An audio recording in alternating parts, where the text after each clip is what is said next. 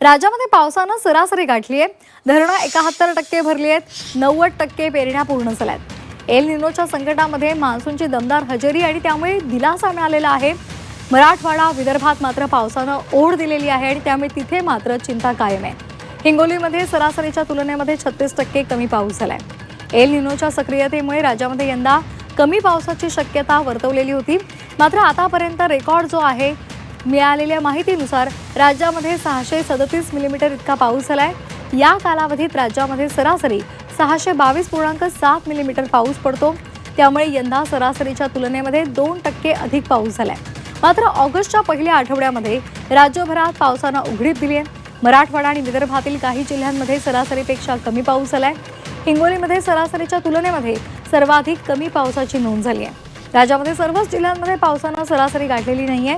मुंबई उपनगर, पालघर, जळगाव, नाशिक, पुणे, सातारा आणि छत्रपती संभाजीनगर या जिल्ह्यांमध्ये सरासरीपेक्षा अधिक पाऊस झालाय। आता विभागनिहाय पाण्याचा साठा हा नेमका किती आहे आपण एकदा पाहूयात ग्राफिक्स मधून।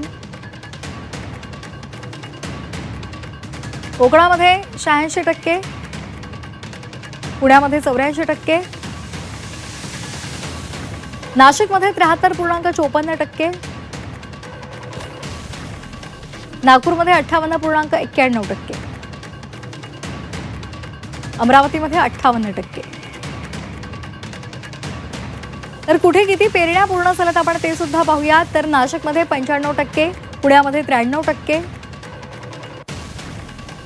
अमरावतीमध्ये 93% पेरण्या पूर्ण झालेल्या आहेत।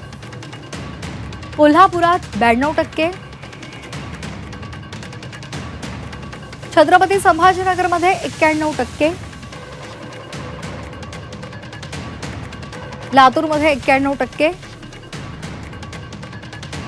नागपुरात 82%, कोकणात 69%,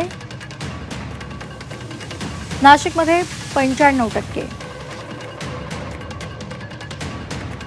आणि पुण्यामध्ये 93% इतक्या पेरण्या पूर्ण झाल्या आहेत।